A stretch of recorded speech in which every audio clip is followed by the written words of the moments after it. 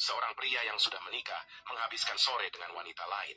Ketika mereka lagi duduk di suatu taman, si wanita berkata, "Aku suka sama brewok kamu, John, tapi aku pengen kamu cukur brewok kamu, biar kelihatan lebih ganteng."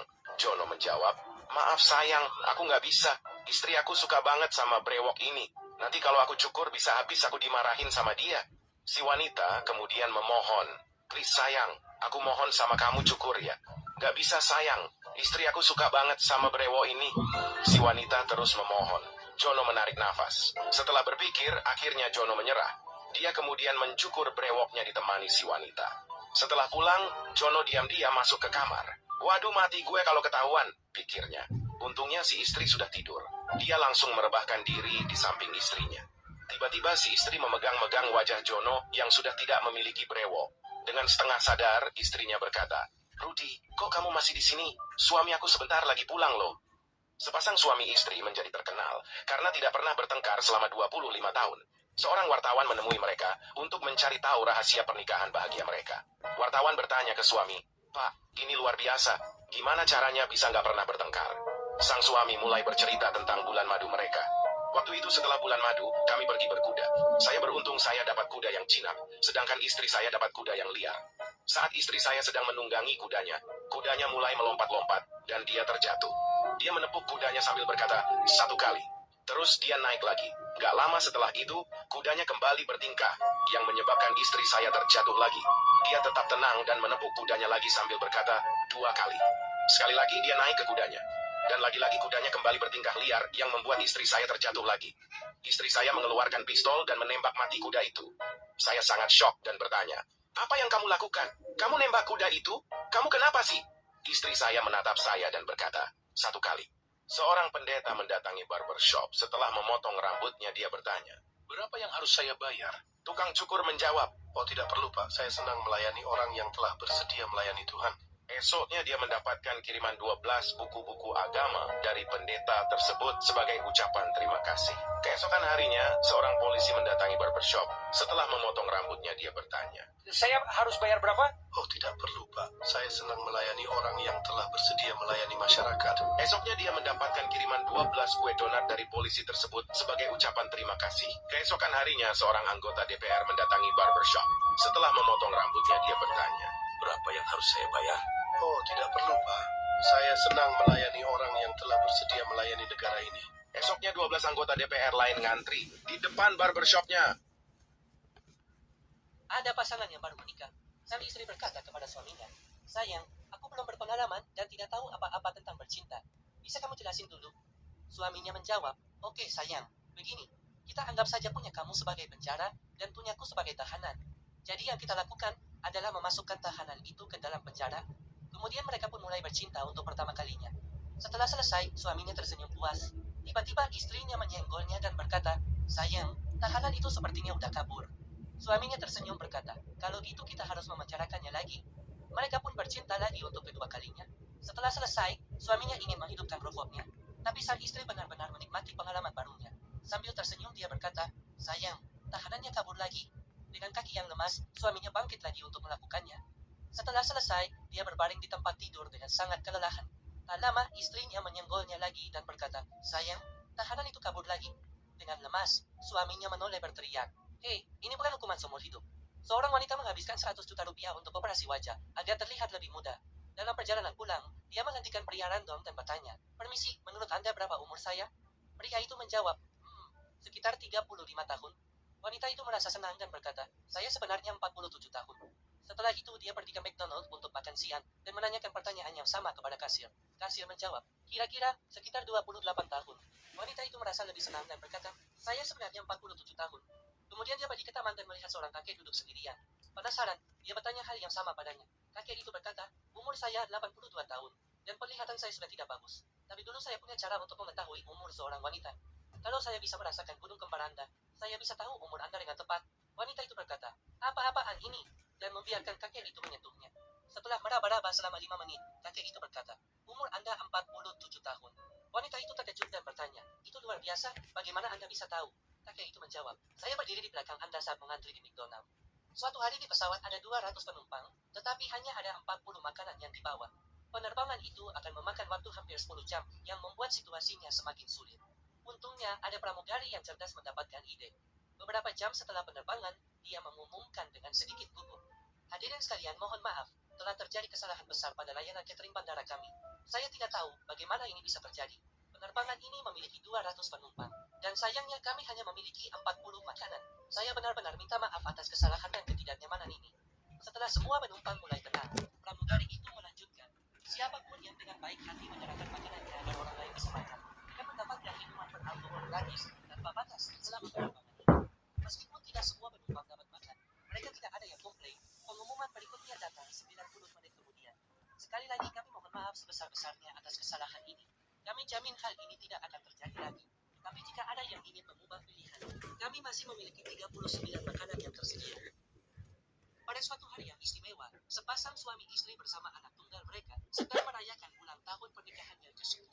Sang suami, dengan penuh kebanggaan, memberikan sebuah hadiah mewah berupa sekotak penuh berlian kepada istrinya, mengira istrinya akan sangat senang menerimanya. Namun, setelah menerima hadiah itu, istrinya hanya tersenyum tipis dan segera pergi ke dapur untuk menyiapkan makanan. Ketika suasana kembali tenang, sang anak mendekati ayahnya dan berkata dengan polos, "Pak, sebenarnya Mama nggak terlalu suka berlian." Ayahnya terkejut dan bertanya, "Memangnya Mama lebih suka apa, Nak?" Sang anak menjawab dengan polos, "Mama lebih suka kalau dikasih tepukan tangan, Pak." Ayahnya semakin kebingungan. "Tepukan tangan? Maksud kamu bagaimana?" Dengan wajah polos, si anak menjelaskan, "Kemarin, waktu Papa nggak di rumah, Om Jono ada di kamar sama Mama. Aku dengar dari luar kamar, Om Jono kasih tepukan tangan ke Mama. Suaranya sampai kedengeran dari luar. Mama bilang, 'Terus John terus, aku suka.'" Suatu ketika di sebuah desa, ada seorang pria datang dan berkata kepada penduduk desa bahwa dia akan membeli monyet seharga 100.000 rupiah per ekor. Karena di sekitar desa banyak monyet, penduduk desa pun pergi ke hutan untuk menangkapnya. Setelah kembali, pria itu pun membeli ribuan monyet dengan harga 100.000 rupiah. Ketika jumlah monyet mulai berkurang, penduduk desa pun berhenti menangkap. Lalu pria itu berkata lagi bahwa dia akan membeli dengan harga 300.000 rupiah per ekor. Penduduk desa pun kembali bersemangat untuk menangkap monyet. Saat stok monyet semakin menipis, orang-orang kembali ke pekerjaan mereka di pertanian. Pria itu kemudian berkata lagi bahwa dia akan membeli monyet seharga 700.000 per ekor. Tapi karena dia harus pergi ke kota untuk urusan bisnis, dia mengatakan bahwa asistennya yang akan membeli monyet untuknya. Ketika pria itu pergi, asistennya berkata ke penduduk desa, "Lihat, semua monyet ini ada di kandang besar yang sudah dikumpulkan. Saya akan jual ke kalian dengan harga 500.000 per ekor. Nanti kalau pria itu kembali, kalian bisa jual lagi ke dia dengan harga 700.000. Penduduk desa lalu mengumpulkan semua uang mereka dan membeli semua monyet. Tapi setelah itu, pria tadi dan asistennya tidak pernah kembali lagi. Yang tersisa hanya monyet di mana-mana. Sekarang kalian punya gambaran lebih jelas tentang bagaimana cara kerja bahasa saham. Bimo adalah anak yang malas dan sering bolos sekolah. Pada suatu Senin pagi dia bolos lagi. Neneknya yang melihat hal itu pun bertanya, "Cu, kamu bolos sekolah lagi hari ini?" Dengan cengengesan Bimo menjawab, "Hihihi, iya, Nek." Neneknya membelengkan kepala. "Dasar anak nakal. Ya sudah, ayo ikut ke pasar sama nenek. Bantuin nenek bawa barang." Sesampainya di pasar, tiba-tiba neneknya melihat salah satu guru Bimo. Panik, nenek berkata, "Cepat sembunyi, itu kayaknya guru. Cepat sembunyi, nanti ketahuan kalau kamu bolos." Bimo menjawab, "Hah, kau gitu nenek saja yang sembunyi." Neneknya kebingungan, "Loh, kok malah nenek yang sembunyi?" Dengan santai Bimo berkata, "Soalnya tadi aku nggak masuk sekolah, alasannya karena nenek meninggal." Seorang nenek pergi ke supermarket dan memasukkan makanan kucing termahal ke dalam keranjang belanjaannya. Kasir berkata, "Maaf, kami tidak bisa menjual makanan kucing kepada Anda tanpa bukti bahwa Anda memelihara kucing. Karena beberapa orang tua membeli makanan kucing untuk mereka makan sendiri. Jadi manajemen ingin bukti bahwa Anda benar-benar membelinya untuk kucing Anda." Si nenek pulang, mengambil kucingnya dan membawanya kembali ke toko. Mereka pun menjual makanan kucing padanya. Keesokan harinya, nenek itu kembali ke toko dan membeli makanan anjing termahal. Kasir kembali meminta bukti bahwa dia memiliki seekor anjing. Dia pulang, kembali dengan membawa anjingnya, dan mereka pun memberinya makanan anjing. Keesokan harinya, nenek itu datang ke toko dengan membawa sebuah kotak berlubang. Dia meminta kasir untuk memasukkan jarinya ke dalam lubang. Kasir berkata, "Tidak, jangan-jangan ada ular di dalam." Nenek itu meyakinkannya bahwa tidak ada apapun di dalam kotak itu yang akan menggigit. Jadi kasir memasukkan jarinya ke dalam kotak, mengeluarkannya dan berkata, "Baunya seperti sampah." Si nenek tersenyum dan berkata, "Bolehkah saya beli 3 gulung tisu toilet?" Suatu hari di kelas, guru bertanya, "Beri ibu satu kata yang bisa membuat ibu marah atau kesal." Maya mengangkat tangannya. Sang guru berkata, "Silakan Maya." Maya menjawab, "Jelek." Guru berkata, "Kerja bagus Maya, tapi itu belum bikin ibu marah atau kesal. Siapa lagi?" Aris kemudian berdiri dan berkata, "Bodoh." Guru berhenti sejenak, memeriksa perasaannya lalu berkata, "Usaha yang bagus Aris, tapi tetap saja belum bikin ibu marah atau kesal. Ayo siapa lagi?" Kelas menjadi hening, tidak ada yang mengangkat tangan. Bahkan Johnny kecil pun tampak takut dipanggil, sampai-sampai dia menghindari kontak mata dengan gurunya. Guru melihat ke arah Johnny dan berkata, "Bagaimana dengan kamu, Johnny? Beri ibu satu kata yang bisa membuat ibu marah atau kesal." Johnny kecil pun berdiri dan dengan gugup menjawab, "Apa? Beri ibu satu kata yang bisa membuat ibu kesal," ulang guru. Johnny kecil berkata lagi, "Apa? Satu kata yang bisa buat ibu kesal. Apa? Apa yang gak kamu ngerti, Johnny? Ibu bilang beri satu kata yang bisa buat ibu kesal. Apa? Apa maksudmu apa? Johnny, keluar, sekarang." "Apa?" Seorang istri sedang berduaan bersama selingkuhannya di kamar. Tiba-tiba mereka terkejut mendengar suami wanita itu memanggilnya dari ruang tamu. Pria itu berkata, "Kamu punya suami?" Wanita itu menjawab, "Waduh, dia seharusnya tidak pulang sampai besok. Tetaplah di sini dan jangan bergerak. Dia sangat mabuk dan tidak akan menyadari kamu ada di sini." Tiba-tiba suaminya membuka pintu kamar dan tersandung saat pintunya terbuka. Dia berkata, "Hai sayang," lalu menjatuhkan diri ke tempat tidur di sebelah mereka dan langsung tertidur. Mereka berdua mengira mereka sudah aman, tapi tiba-tiba suaminya berkata, "Sayang, kenapa ada 6 kaki di ujung tempat tidur? Seharusnya hanya ada 4." Mereka berdua panik. Istrinya berpikir sejenak dan dengan cepat berkata, "Oh enggak kok, mungkin kamu salah menghitung karena di sini gelap." Suaminya berkata, "Enggak, ada 6. Aku bisa melihatnya." Istrinya mendapat ide dan berkata, "Enggak sayang, cuma ada 4 kok. Bangun aja dari tempat tidur dan hitung lagi." Sang suami turun dari tempat tidur dan memeriksa. Dia mulai menghitung. 1, 2, 3, 4. "Oh iya, kamu betul." Seorang pria masuk ke bar dan berkata kepada bartender, "4 minuman, tolong." Bartender bertanya, "Hari yang berat ya?" Pria itu menjawab, "Iya, saya baru mengetahui kalau abang saya ternyata gay." Bartender berkata, "Ya, setiap orang punya jalannya sendiri." Keesokan harinya, pria itu masuk ke bar lagi dan berkata ke bartender, "4 minuman tolong." Bartender bertanya, "Hari yang berat lagi?" Pria itu menjawab, "Iya, saya baru tahu kalau putra sulung saya ternyata gay." Bartender berkata, "Ya mau gimana? Itu pilihan dia." Di hari ketiga, pria itu kembali datang ke bar dan berkata ke bartender, "4 minuman, tolong." Bartender bertanya, "Ya ampun, hari yang berat lagi?" Pria itu menjawab, "Iya, saya baru tahu kalau putra bungsu saya ternyata gay." Bartender berkata, "Itu haknya untuk memilih siapa yang dia suka." Hari keempat, pria itu datang ke bar lagi dan berkata ke bartender, "4 minuman tolong." Kali ini, bartender bertanya, "Memangnya nggak ada anggota keluargamu yang suka sama wanita?" Pria itu menjawab, "Ada, istri saya." Seorang pria pergi menonton final Piala Dunia. Saat dia duduk, dia melihat ke kiri dan menyadari ada kursi kosong antara dirinya dan pria berikutnya. Dia bertanya, "Hei, siapa yang mau melewatkan final Piala Dunia?" Pria di sebelahnya menjawab, "Itu kursi istri saya. Sayangnya dia meninggal minggu lalu. Kami biasa pergi menonton ke semua pertandingan bersama-sama." Pria itu berkata, "Saya turut berduka. Apa dia suka sepak bola?" Pria di sebelahnya menjawab, "Iya, dia sangat suka sepak bola. Kami sudah menonton 3 final Piala Dunia bersama-sama. Dialah yang membuat saya suka sepak bola." Pria itu berkata lagi, "Saya turut berduka mendengarnya. Dan ngomong-ngomong, kenapa kamu tidak mengajak anggota keluarga, teman, atau orang lain untuk ikut bersamamu?" Pria di sebelahnya menjawab, "Saya sudah mencoba mengajak mereka, tapi mereka semua bilang, mereka terlalu sibuk untuk ikut denganku." Pria itu berkata, "Terlalu sibuk? Ini final Piala Dunia. Bagaimana mereka bisa begitu sibuk sampai tidak bisa pergi menonton final Piala Dunia?" Pria itu menjawab, "Mereka semua ada di pemakaman." Ada seorang anak laki-laki yang sangat populer di sekolahnya. Ibunya yang hanya memiliki satu mata, bekerja sebagai petugas kebersihan di sekolahnya. Karena itu, dia tidak ingin terlihat bersama ibunya. Suatu hari, sang ibu datang ke kelasnya untuk menanyakan nilai-nilainya. Teman-temannya langsung ketawa saat tahu bahwa itu ibunya. Karena malu dengan pekerjaan dan penampilan ibunya, dia mulai membenci ibunya. Setelah beranjak dewasa, dia meninggalkan rumah, menikah, dan tidak pernah lagi berbicara dengan sang ibu. Suatu hari, ibunya datang mengunjungi rumahnya, tapi anak-anaknya ketakutan berteriak, "Ayah, ada wanita aneh." Dia pun marah dan menyuruh ibunya pergi. Beberapa waktu kemudian, dia merasa bersalah dan ingin meminta maaf. Namun saat dia tiba di rumah ibunya, tidak ada yang menjawab.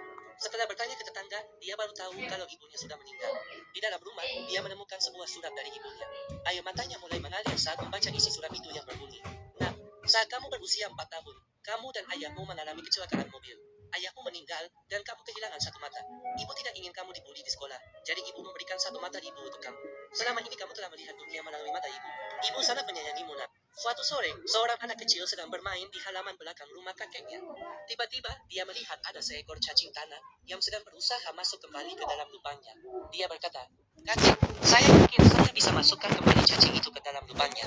Sang kakek yang sedang duduk santai menoleh ke cucunya dengan senyum kecil berkata, "Oh ya, kakek berani bertaruh 20.000 kamu nggak akan bisa. Karena cacing itu terlalu lemas dan menggeliat untuk dimasukkan ke lubang sekecil itu." Si anak berpikir sejenak, lalu berlari masuk ke dalam rumah dan keluar kembali dengan membawa hairspray. Dia lalu menyemprot cacing itu dengan hairspray. Perlahan-lahan, cacing itu yang tadinya menggeliat dan lemas, sekarang mulai menjadi kaku dan lurus. Dia kemudian memasukkan cacing itu ke dalam lubang dengan mudah. Sang kakek pun memberikan cucunya 20.000, lalu mengambil hairspray dan bergegas masuk ke rumah. Setelah 30 menit, sang kakek kembali keluar dan memberikan 20.000 lagi ke cucunya. Si anak bingung berkata, "Kakek, tadi kan kakek sudah memberiku 20.000. Sang kakek menjawab, "Iya, yang ini dari nenek.